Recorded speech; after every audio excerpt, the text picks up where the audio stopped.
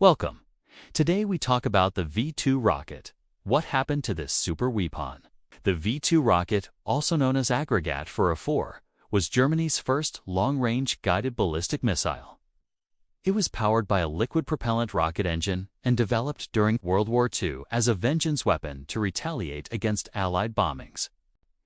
This rocket, which crossed the Kármán line, marked the first human-made object in space in June 1944. Wernher von Braun's research on long-range rockets caught the Wehrmacht's attention, leading to the A4 becoming the V-2 missile. From September 1944, over 3,000 V-2 south-targeted Allied cities, causing around 9,000 civilian and military casualties. Additionally, 12,000 laborers and concentration camp prisoners died producing these weapons. The V-2 rockets traveled at supersonic speeds, posed a defense challenge, and prompted the Allies' United States, United Kingdom, France, and the Soviet Union to seize German manufacturing facilities, acquire missile technology, and capture launch sites. Wernher von Braun and over 100 core V-2 personnel surrendered to the Americans, some joining the Redstone arsenal. The U.S. obtained enough V-2 components to build around 80 missiles, while the Soviets took over V-2 production facilities and moved them to the Soviet Union. Background: in the late 1920s, young Wernher von Braun obtained Hermann Oberth's book, The Rocket into Interplanetary Spaces. Concurrently, OpenRAC, led by Fritz von Opel and Max Valior, pioneered experimental rockets. These innovations, including manned rocket cars and planes, laid the foundation for later V-2 US and Soviet programs. OpenRAC drew crowds with impressive ground and air displays, inspiring spaceflight pioneers like von Braun. However, the Great Depression halted these efforts. Von Opel left Germany in 1930, relocating to France and Switzerland. Starting in 1930, von Braun joined the Technical University of Berlin and collaborated with Oberth on liquid-fueled rocket motor tests.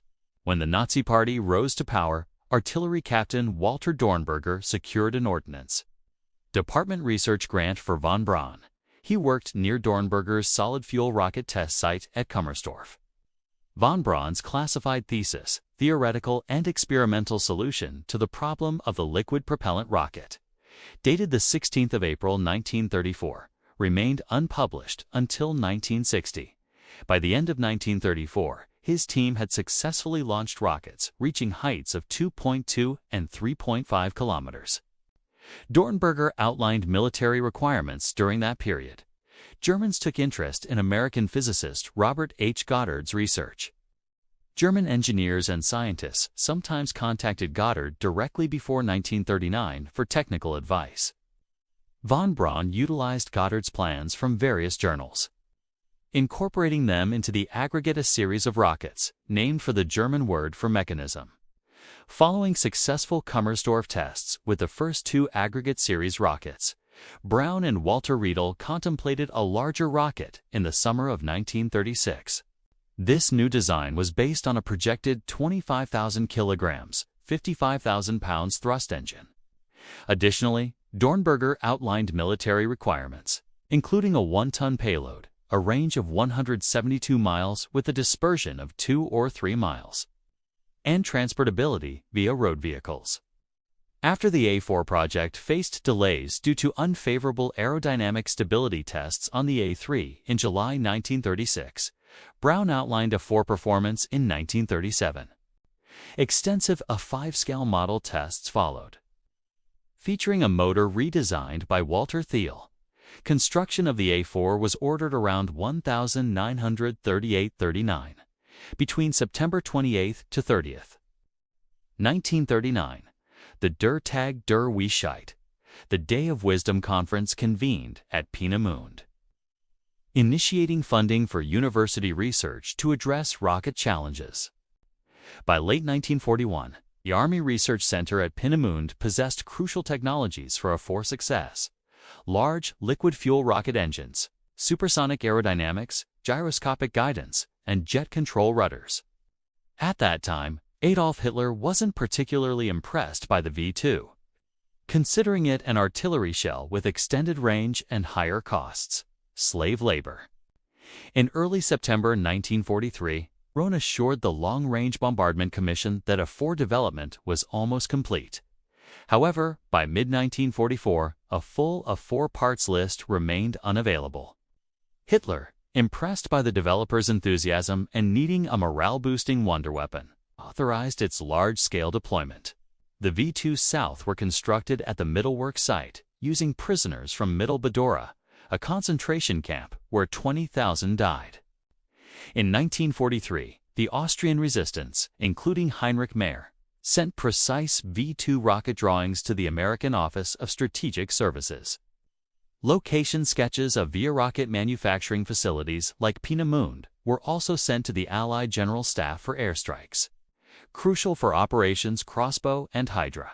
However, most group members were captured and executed by the Gestapo. The tech behind the V-2 rocket. The A4 utilized a 75% ethanol and 25% water fuel mix B-Stoff, along with liquid oxygen LOX as the oxidizer E-Stoff. Water in the mix reduced flame temperature, acted as a coolant, enhanced thrust, produced a smoother burn, and reduced thermal stress. Aerodynamic properties and center of pressure for the A4 were measured using Rudolf Hermann's supersonic wind tunnel. Measurements were conducted at Mach 1.86 on August 8, 1940, and further tests at Mach 1.56 and 2.5 were conducted after September 24, 1940. Upon launch, the A4 propelled itself for up to 65 seconds under its power. A program motor maintained the specified angle until engine shut down. After that, the rocket followed a ballistic freefall trajectory, reaching a height of 80 kilometers 50 miles after engine shutdown. Fuel and oxidizer pumps were powered by a steam turbine, with steam generated by concentrated hydrogen peroxide, T-Stoff, and sodium permanganate C-Stoff catalyst. Both alcohol and oxygen tanks were constructed from an aluminum-magnesium alloy. The fuel and oxidizer pumps operated via a steam turbine. Steam was produced using concentrated hydrogen peroxide, T-Stoff with a sodium permanganate Z-Stoff catalyst. Both alcohol and oxygen tanks were constructed from an aluminum-magnesium alloy. Thrust increased to 25 tons. The turbopump spinning at 4,000 revolutions per minute.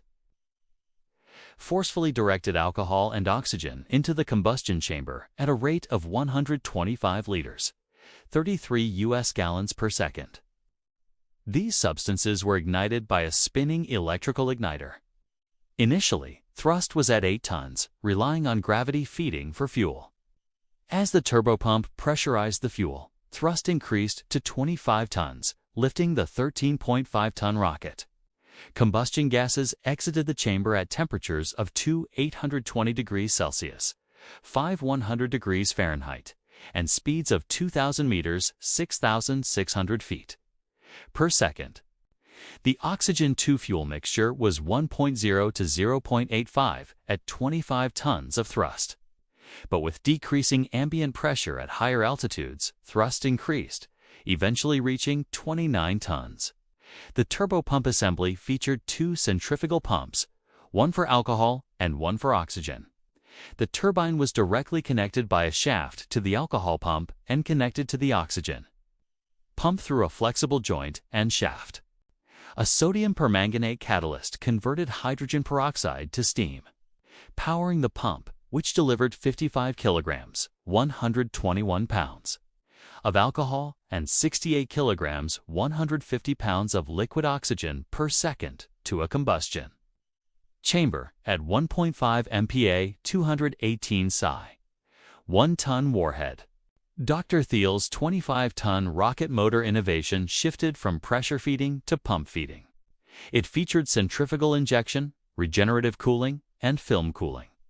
Film cooling introduced alcohol into the combustion chamber and nozzle through small perforations. The injection head moved from the combustion chamber to a mixing chamber, which became more spherical and shorter. The connection to the nozzle became cone-shaped, resulting in a 1.5-ton chamber operating at 1.52 MPa, 220 psi. This design was then scaled up to a 4.5-ton motor with 3 injection heads.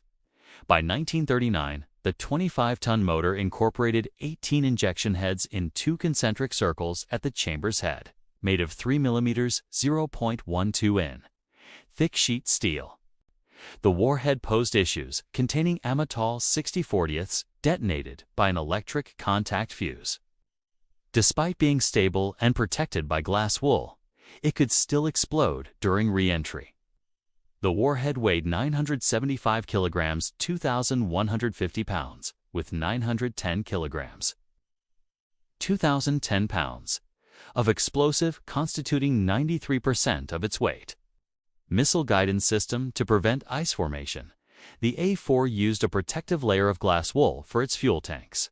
Unlike other early ballistic missiles like the SM-65 Atlas, these tanks stored 4,173 kilograms, 9,200 pounds, of ethyl alcohol and 5,553 kilograms, 12,242 pounds, of oxygen. The V-2 featured 4 external rudders and 4 internal graphite vanes for control. Helmut Heilser's Mischkert analog computer managed these control surfaces through electrical hydraulic servomotors. Gyroscopic systems like Siemens, Verticant LEV-3 and Kreiselgargets, G66 and SG70 were used for stabilization and control. The missile's guidance system relied on 2 free gyroscopes and a Piga accelerometer for engine cutoff. The V-2 was launched from a pre-surveyed location, ensuring known target distance and azimuth. Fin 1 of the missile was aligned with the target azimuth. Some later V-2s employed guide beams, ground-transmitted radio signals. Initial models used analog computers for azimuth adjustment. Engine cutoff timing was controlled by ground-controlled Doppler systems or onboard accelerometers. Range depended on engine burn time, terminating at a specific velocity. Just before cutoff, thrust decreased to 8 tons to prevent water hammer issues caused by rapid cutoff. V-2 rocket launches still use beam guidance. Dr. Friedrich Kirchstein from Siemens in Berlin developed V-2 radio control for motor cutoff branchless. Professor Wallmann in Dresden created an alternative Doppler tracking system in 1940-41, using a ground signal transponded by the A-4 to measure missile velocity. By February 9, 1942, Gerd de Beek from Peenemünde documented a V-2's radio interference area as 10,000 meters around the firing point. The first successful AFIR flight on October 3, 1942, used radio control for branchless. Although Hitler mentioned on September 22, 1943, that they had dispensed with a radio guiding beam, about 20% of operational V-2 launches still used beam guidance. The Operation Penguin V-2 offensive began on September 8, 1944, with LEHR und Versuchsbatterie No. 444 launching a rocket guided by a radio beam to Paris. Some combat 522 wreckage contained the transponder for velocity and fuel cutoff. Operational V-2 South had a ragged-edged pattern, sometimes in plain olive green. In tests, a black and white chessboard pattern helped assess rocket spin. Initially, the German designation was V-2, unhyphenated like aircraft prototypes. However, U.S. publications used V-2 with a hyphen from December 1944 onwards, testing the V-2 rocket. On October 3, 1942, the inaugural test flight succeeded, reaching an altitude of 84.5 kilometers, 52.5 miles. The Allies recovered to test launches. The Beckebo rocket, landing in Sweden on June 13, 1944, and one retrieved by the Polish resistance on May 30, 1944. From the Blizna V-2 missile launch site, transported to the UK during Operation Most 3. The highest altitude achieved during the war was 174.6 kilometers, 108.5 miles. On June 20, 1944, test launches occurred at Peenemünde Blizna and Tukela Forest during the war, and post-war launches took place at Cuxhaven by the British, White Sands Proving Grounds and Cape Canaveral by the U.S., and Kapustin Yar by the USSR. Numerous design challenges were identified and successfully resolved throughout the development and testing of the V-2. Things that go bang. Until mid-March 1944. Only 4 of the 26 successful Blizna launches reached the Sarnaki target area, as others broke up during re-entry into the atmosphere. Initially, the suspected cause was excessive alcohol tank pressure. However, by April 1944, after 5 months of test firings, the exact cause remained undetermined. Major General Rossmann recommended stationing observers in the target area, leading Dornberger and von Braun to establish a camp in the Poland target zone around May-June. Later, at the Heidekraut SS Mortar, Battery 500 of the 836th Artillery Battalion Motorized, was ordered on August 30th to conduct test launches of 80 sleeved rockets. Testing confirmed that the tin trousers designed to strengthen the forward end of the rocket cladding reduced the likelihood of airbursts.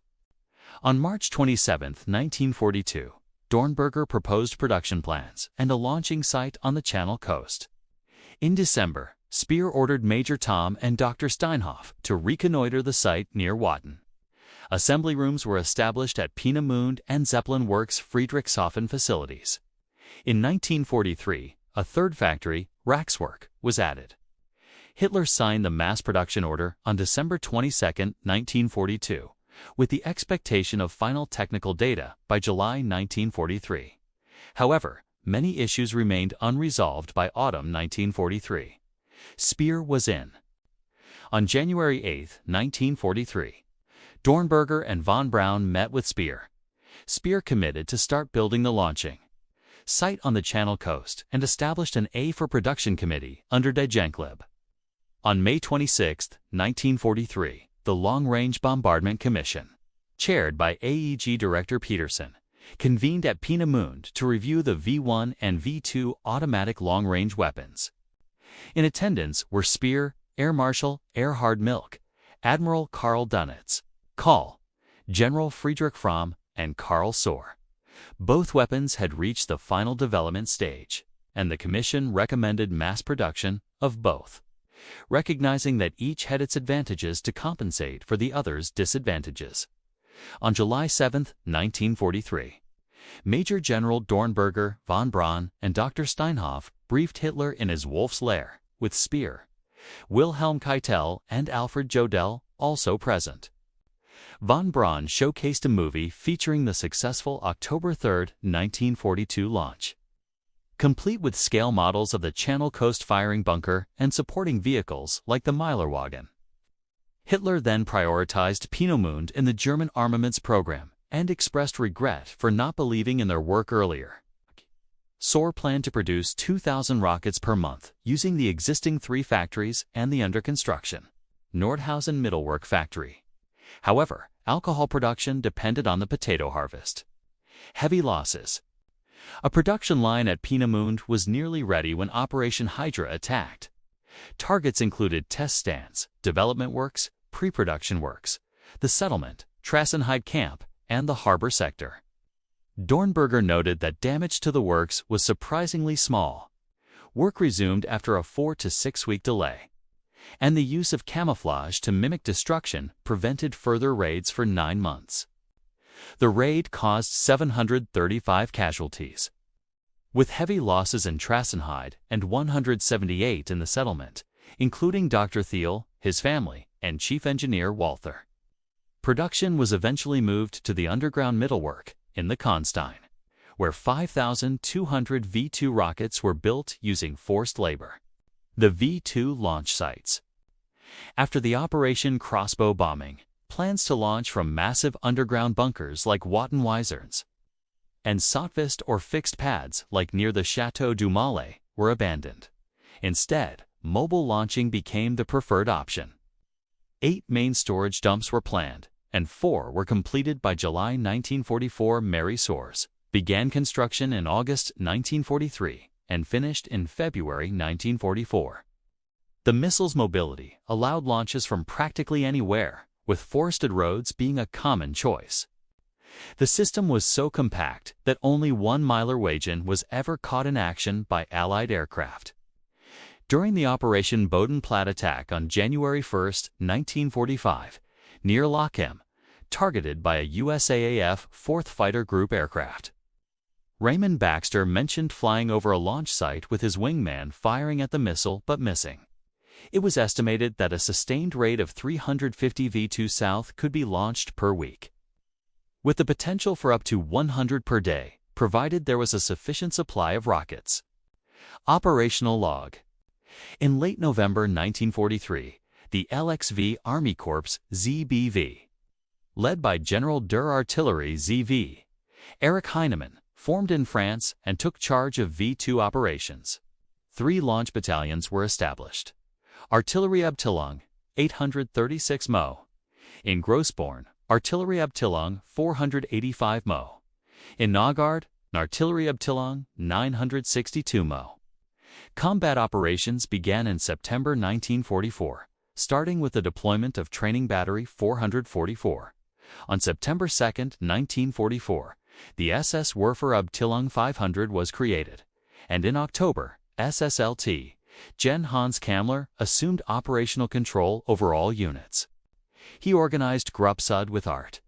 Abt 836 in Mersig, and Grupp Nord with Art, Abt 485, and Battery 444. In Bergstein Fort and The Hague. After Hitler's declaration on August 29, 1944, to initiate V-2 attacks as soon as possible, the offensive began on September 7, 1944. With 2 rockets launched at Paris, which the Allies had recently liberated, both of which crashed soon after launch. On September 8, a single rocket was launched at Paris, causing modest damage near Port d'Italie. 2 more launches by the 485th Battalion followed, including one from The Hague against London on the same day at 6:43 p.m. The first rocket landed at Staveley Road, Chiswick, resulting in casualties, while the other hit Epping without causing any injuries. Waffen-S. The British government, initially concealing the cause of explosions, blamed them on defective gas mains to prevent panic and intelligence leaks. The public dubbed the V-2's flying gas mains in disbelief. Germany officially announced the V-2 on November 8, 1944, and Winston Churchill informed Parliament and the world on November 10, 1944, that England had been under rocket attack for several weeks. In September 1944, control of the V-2 mission shifted to the Waffen-SS and Division Z. V. The German launch units changed positions frequently. Artillery Unit 444, for instance, arrived in southwest Netherlands, Zealand. In September 1944, they launched 5 V-2s on September 15th and 16th, with 1 more successful and 1 failed launch on the 18th. On the same date, a transport with a missile took a wrong turn and ended up in Saros-Kirk, allowing a villager to secretly photograph the weapon. These photos were sent to London by the Dutch resistance. Afterward, the unit moved to the woods near Regis Gosterland, in northwest Netherlands, to prevent Allied capture of the technology. V-2 South were launched from Gosterland against Ipswich and Norwich from September 25th. As London was out of range, due to their inaccuracy, these V-2 South did not hit their target cities. Eventually, only London and Antwerp remained as designated targets, following orders from Adolf Hitler himself. Antwerp was targeted from October 12th to 20th, after which the unit relocated to The Hague. The targets, Antwerp, Belgium, endured numerous V-weapon attacks from October 1944 to March 1945, resulting in 1,736 deaths and 4,500 injuries. The city suffered 590 direct hits, causing extensive damage to thousands of buildings. The deadliest rocket attack during the war occurred on December 16, 1944, when the crowded Cine Rex Theater was hit, leaving 567 dead and 291 injured.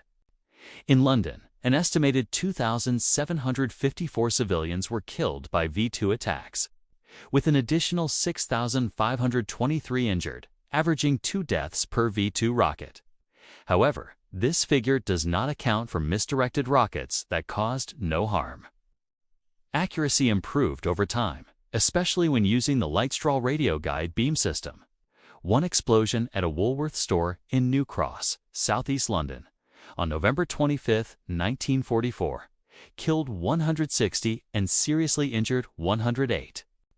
British intelligence used the double-cross system to send false reports, suggesting that V-2 South were overshooting London by 10 to 20 miles. This strategy led to more rockets landing outside the city. Most hit less densely populated areas in Kent due to inaccurate recalibration. Throughout the war, British intelligence continued the deception, repeatedly sending fake reports to imply that rockets were causing heavy casualties in London. The last V-2 rockets. The last two rockets detonated on March 27, 1945. One of them caused the final civilian casualty in the UK during the war. Ivy Millichamp, 34, lost her life in her Kent home on Kynaston Road.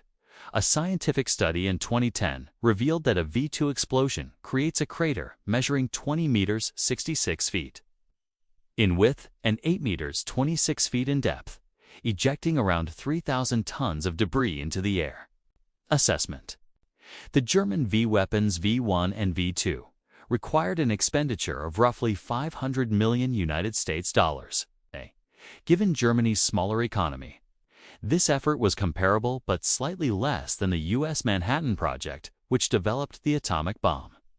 A total of 6,048 V-2 rockets were produced, each costing approximately 100,000 AA, 2,370,000 pounds in 2011. Of these, 3,225 were launched. SS General Hans Kammler, an engineer known for constructing concentration camps, including Auschwitz, proposed using camp prisoners as slave labor for the rocket program. Tragically, more people perished during the manufacturing of the V-2 than due to its deployment.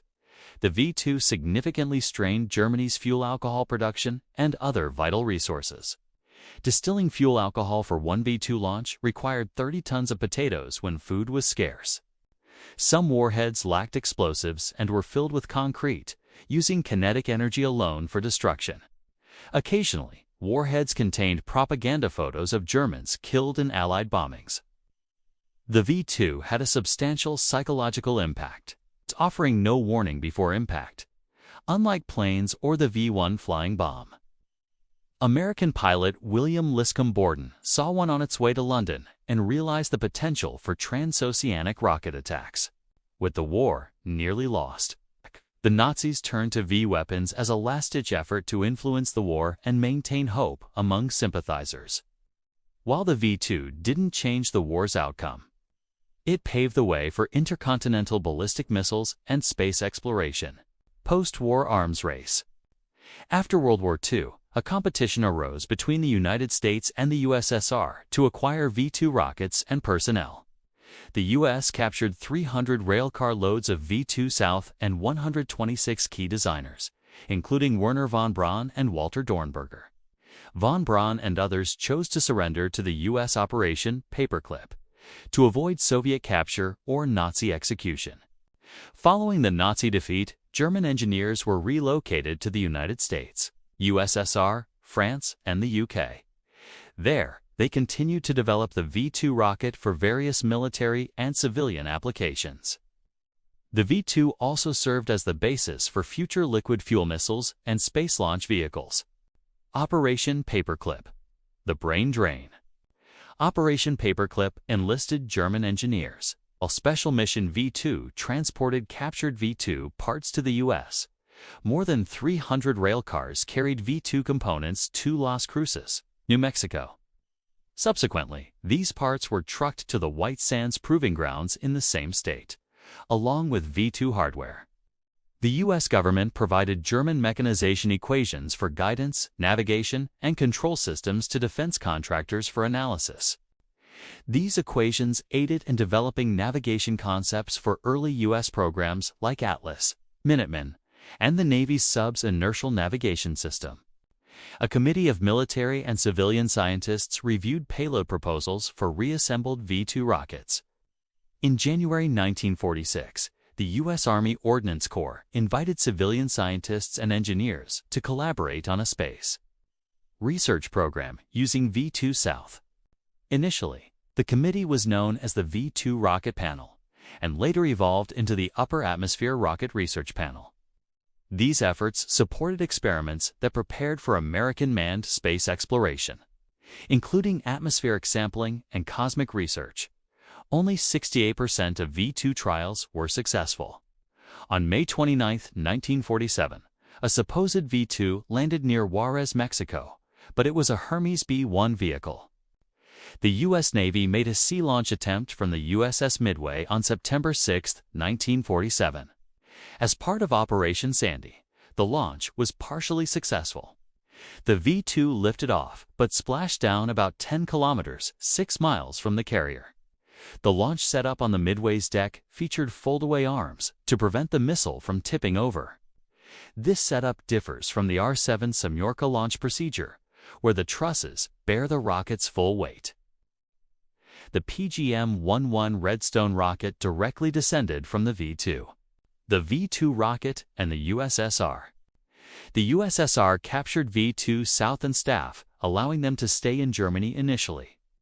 Work contracts were signed in mid-1945. In October 1946, they relocated to Gorodomlya Island in Lake Seliger. Directed by Helmut Gerg, TTR Up. In October 1947. German scientists assisted the USSR in launching rebuilt V-2 South in Kapustin Yar. Sergei Korolev indirectly oversaw the German team. The first Soviet missile, the R-1, a duplicate of the V-2, was launched in October 1948. From 1947 to 1950, the German team developed concepts for extended payload and range, including projects G1, G2, and G-4. They remained on Gorodomlya Island until 1950 to 1953. Simultaneously, the USSR developed larger missiles, the R-2 and R-5, based on V-2 technology with German concept studies. Details of Soviet achievements were underestimated until the successful launch of Sputnik 1 in November 1957.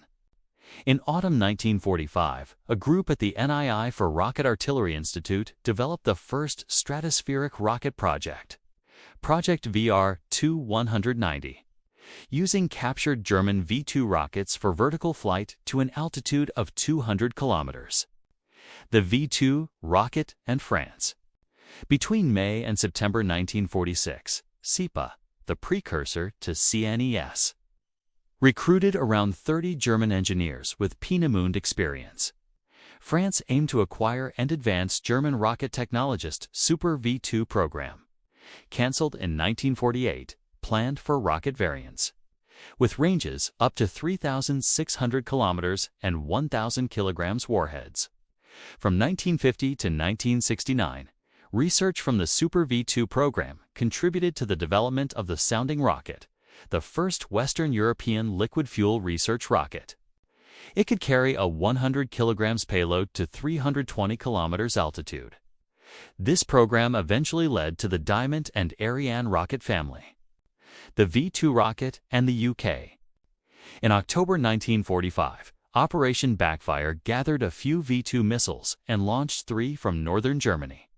The engineers involved planned to move to the US after the test firings. The Backfire report, published in January 1946, provides detailed technical information about the rocket, including support procedures, customized vehicles, and fuel composition. In 1946, the British Interplanetary Society proposed an expanded version of the V-2 for carrying humans, named Megarock.